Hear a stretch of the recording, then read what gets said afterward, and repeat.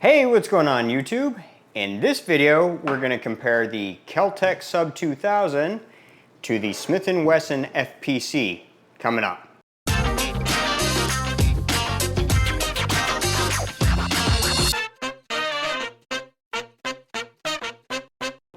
All right, first things first, since there's a lot of you out there that think bullets can go through cameras, we're going to clear the weapon. No magazine, no rounds in the chamber.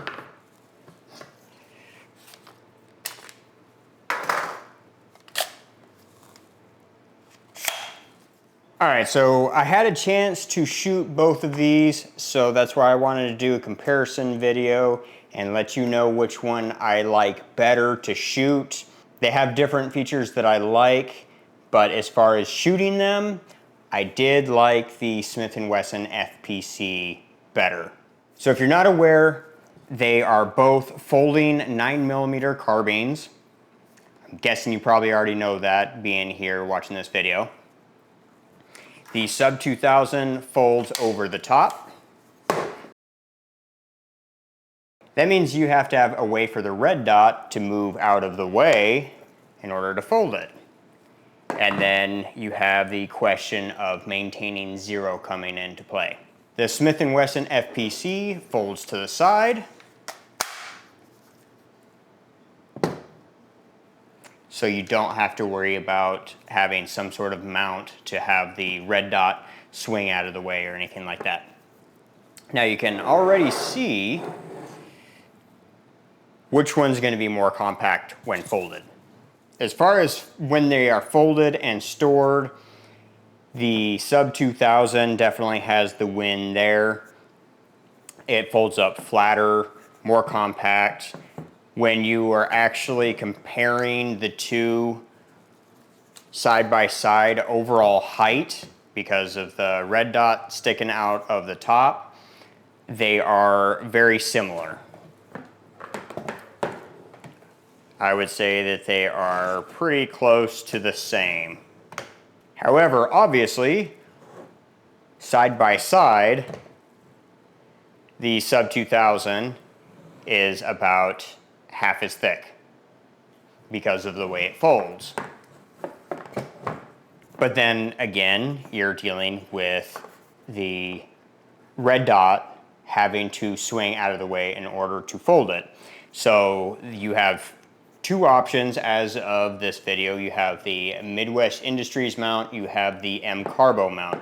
The M-Carbo mount, I would say, is probably more dependable for maintaining zero. It's more solid. The Midwest Industries mount, probably not as solid, not as reliable for maintaining zero, but I mean, are you taking this out to 300 yards? Come on, let's be reasonable. The Midwest Industries mount is more compact, it's slimmer. I also like the height of it, it's a little bit higher. With the M-Carbo, yeah, you could mount you put a spacer underneath the red dot mount and make it just a little bit higher, but then when it's in the folded configuration, the red dot is sticking out the side. So if you put a spacer on it, it's gonna stick out the side that much more, which then you're talking same thickness as the FPC.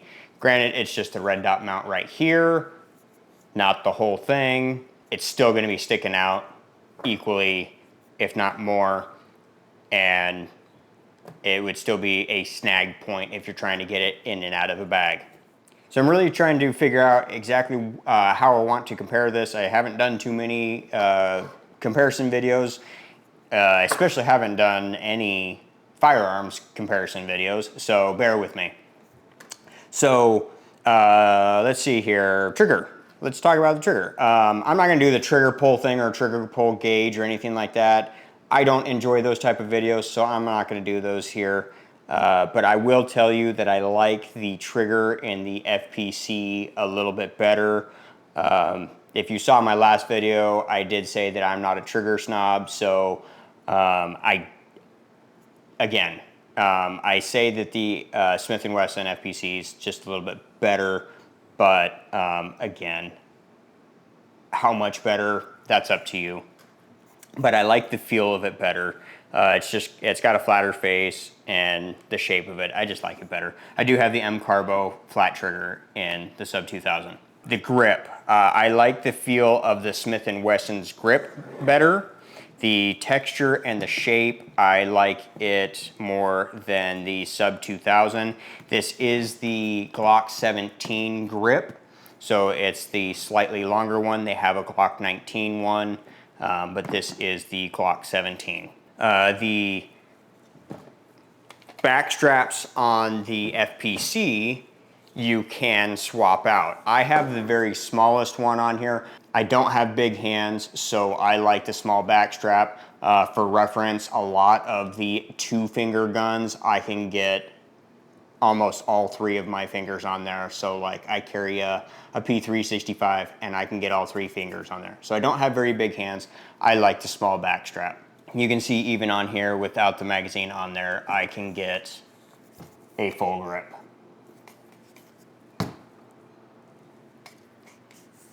The charging handle, I have the M Carbo charging handle on here. It's the 2-finger charging handle. I like this charging handle better. I can get a better hold of it than the FPC. The FPC is a little bit challenging to get a hold of. But one of the things, and it will likely just require some break-in, there's a detent or like a hook for the charging handle on the FPC that it catches on to keep it from reciprocating, because this is a non-reciprocating charging handle.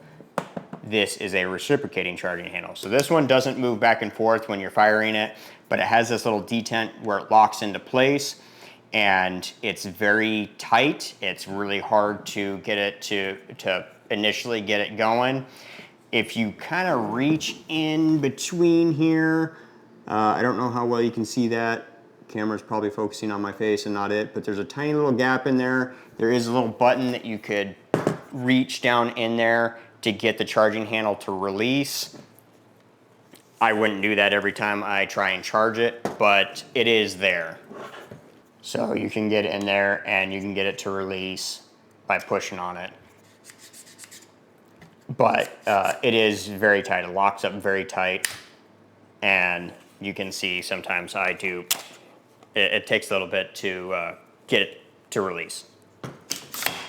Something else that I like about the FPC is that it does have last round bolt hold open, but the slide stop or bolt catch, bolt release, whatever you want to call it, I would not call it a bolt release. I would only call it a bolt catch. As far as manipulating that thing, it's useless.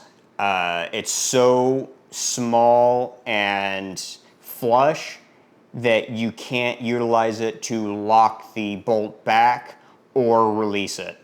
So it's only going to be, for me, it's only operated by the magazine and locking the bolt to the rear, put a new magazine in, and then run the charging handle. On both sides, it's just too flush. Maybe there's going to be somebody that comes out with an aftermarket one that is a bit extended so you can actually use it. But as far as trying to use it to lock the bolt to the rear or release it, for me, it's completely useless. The Sub-2000 does not have last round bolt hold open. You can lock the bolt to the rear by pulling the charging handle back and then giving it a slight little twist. And then to release it, you can do what kind of feels like the HK slap. So they are very similar in size, in shape, and in weight. The length, camera angle is probably not catching that.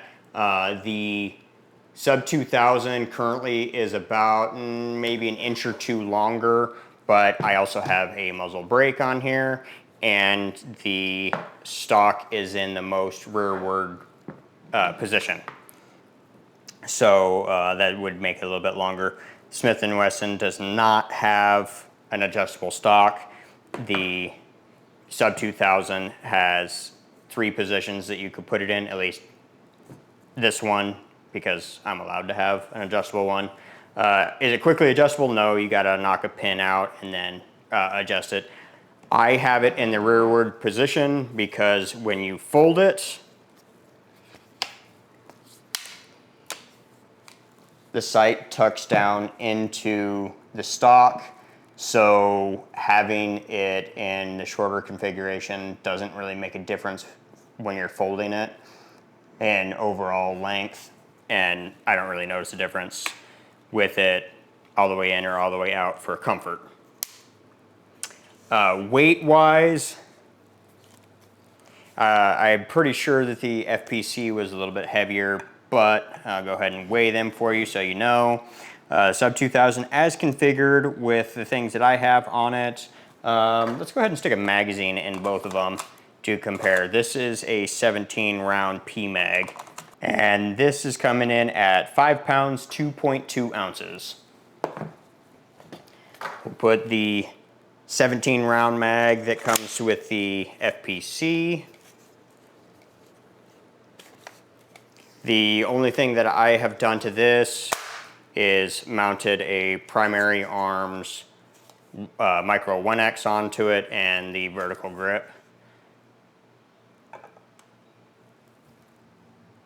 This is coming in at 6 pounds, 6 ounces. So the FPC is just a little bit over a pound more, but also keep in mind there are spare magazines on here. So that would be adding to the weight a little bit. Another thing that I don't like about the FPC comes to the magazines. I don't like these sleeves. I've never really had an issue with sleeves until I got this. I don't have very many Smith & Wessons.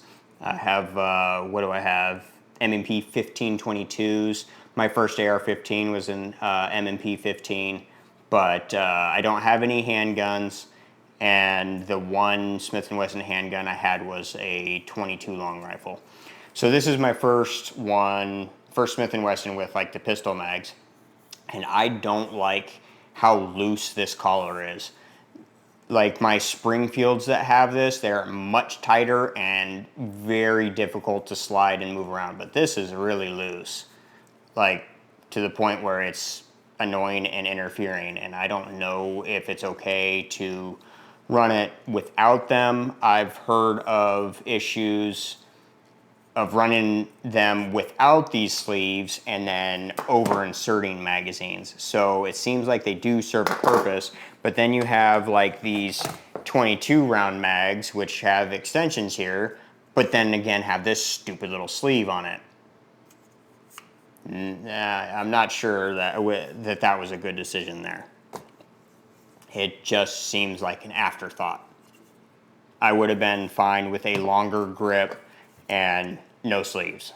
Another thing that I don't really care for, and it's more, I would say it's more of a small nitpick, is the position of the magazines on the FPC. Granted, the FPC can carry extra magazines, the Sub-2000 cannot. Sorry, it feels like I'm turning into reviewing the FPC instead of comparing them. But anyway, the magazines in the FPC, it would be a little bit more intuitive if they were in the stock round facing up. Does that make sense? So they go in with the round pointed down, and for reloads, it would just be more intuitive if they were facing up. So you eject the magazine and you grab, and I'm kind of getting used to it and I'm doing a little bit of a spin. So it would be more intuitive if you were just pulling it and going straight in like that. But instead, you got to grab it and do a 180 degree spin. Also, this one's pretty intuitive and easy to get out by pushing on the opposite side, grab it and pull it out. But this one is a little bit trickier just because of its position, and my hands interfere with the charging handle. So I try and get in there and get it out, and then my finger gets stuck. So I'm still trying to figure out a smooth way to do this side. And then also it just hit my wrist. So the far side just a little bit more of a challenge. But the Sub-2000 doesn't carry any spare magazines on it. So that's one thing that I do like about the FPC. Also, since we're at the stock, I like the stock on the FPC more than the Sub-2000. It's got some sharp edges in there, and yes, I do have a sharp jaw and I have some very sharp bones on here. There are parts on the Sub-2000 that it will hit and it's fairly uncomfortable for me. So the stock on the FPC is more comfortable. And now when it comes to shooting them, I prefer the FPC. It's just a little bit more of a joy to shoot because of the fact that the bolt locks back, and I like the recoil impulse more. It's more enjoyable on the FPC. I'm not saying that it's a 9mm, how much does it actually recoil? However, the Sub-2000 is a little bit sharper of a recoil impulse. Like right at the end, it's more of, what's the way I can describe it? More of a snap, and the FPC is more of like a push. Does that make sense? I think of it more like a pencil. On one end you have the sharp writing point. On the other end you have an eraser. The sharp point, if you jab your hand with it, it's sharper. If you flip it over and you do the same thing with the same pressure with the eraser, it's not as sharp. Does that make sense? Hopefully that makes sense to you. So overall, my pick is the FPC just because I enjoy shooting it more. I like the recoil impulse a little bit better. I like the fact that the bolt locks back. It's more comfortable against my cheek and my sharp jawline. The Sub-2000 does fold up smaller, so if that's what you're after, the Sub-2000 is smaller. Folding them and unfolding them. So with the FPC, we have the lever on the side here, and we hit it with our thumb and fold it down, and it locks into the charging handle. Going down, it's pretty easy. It just snaps in. With the Sub-2000, it's the trigger guard right here. I use my thumb to push it down and out. First, I gotta remember to spin the red dot out of the way. But we release it, it comes over, it locks into this latch right here, and then spin the red dot back into place. When it comes to unfolding it, we just do the opposite. Red dot out of the way. We got to release this up here. M-Carbo has a wider one.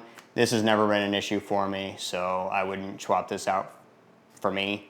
You just pull it back a little bit, it releases it, comes up and over, and you put the red dot out.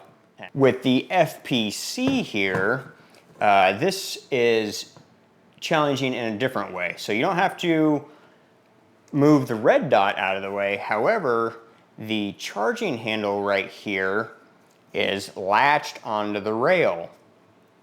If you want to wear it out or possibly break things, you can just rip it open. I prefer to try and take care of things a little bit better.